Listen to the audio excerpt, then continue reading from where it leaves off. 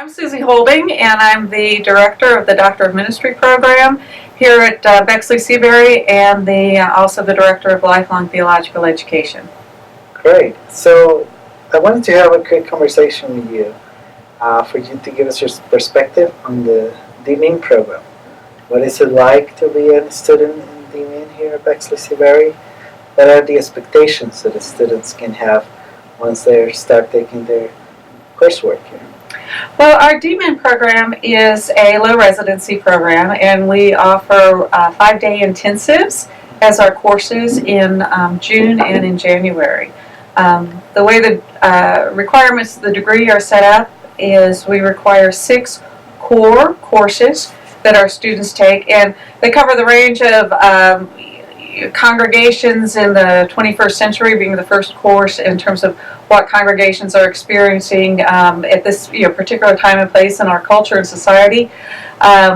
We do have a course on systems theory, a course on diversity, and we have a course on community organizing, and then 2 key courses on leadership. I think the basis of our core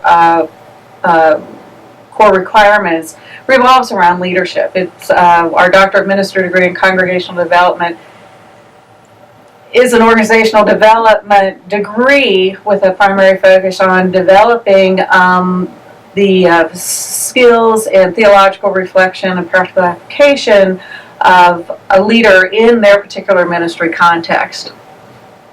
We also offer a Doctor of Ministry in conjunction with 5 other seminaries in the Chicago area through the Association of Chicago Theological Schools, and that's a Doctor of Ministry in Preaching. That degree is set up a little bit differently because it requires a 3-week residency in downtown Chicago in the Hyde Park area over a 3-year period. And then students do some follow-up work in the 6 months each year following their 3-week residency, which leads to their thesis. The nice thing about that one is the ecumenical nature, and there's a lot of diversity in that program, so there's a real richness in that. Okay, talk to me a little bit more about your degree on preaching. Is that 3-week, do you mean once a year? Or? It's 3 weeks in June, July, and each week is a different course. Okay. So there's the first week is a course that you take in the first year, and then the second year has a required course, and the third year has a required course. The second week of the period is an elective course that you choose, and then the final week in that period is what they call the colloquy, which is work towards your thesis, and you're working on that with your core group. Right. It sounds to me like in both of those concentrations, most of the work happening in the student outside of the classroom. Well, the idea is, our students are generally engaged in full-time work, whether it be full-time ministry or bivocational ministry of some sort. So you want to make it accessible for the students to be able to attend and do their coursework. They are professional doctorates, so that means that there needs to be some practical application and development of what you learn and actually using it in the context in which you're serving. So that kind of conversation or dialogue between being in the academic setting for the classroom and then putting those learnings to work in your ministry context, kind of goes back and forth.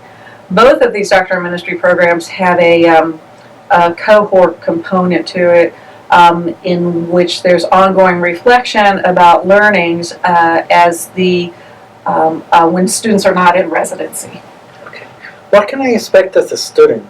I come here for 1 week, let's say in January, complete my week of work, and then what happens after that? What do I have to do when I'm back home engaging my ministry? Probably write a final paper. There's usually, since it's a 1-week intensive, students need to come into the week prepared. So usually as early as 3 months prior to the course actually happening, the students will get their syllabus and the required readings and can read ahead for the class and be prepared for the class. There may be an additional assignment that is due prior to the class, and we use an online classroom called Moodle for conversations and some academic work or reflections to be posted prior to coming in. So the students in some ways are already participating in the class before they even get here. Once they're here, we call it intensive for a reason. It is a 5-day intensive, but there's a real benefit in that in the interaction between the students during the course of the class and the community that is built during that time while they're here. They are very focused on their work while they're here. There are other distractions or things that they need to do. They can really come in, get the work done, build some good connections with their other students. Then all of the classes have some sort of final project, which it's not an academic paper. Generally, it's a final project that's directed at something that can be applicable to their ministry. So it'd be based on the readings and what they've learned in the class, what they've learned from their other students in the class and the conversations.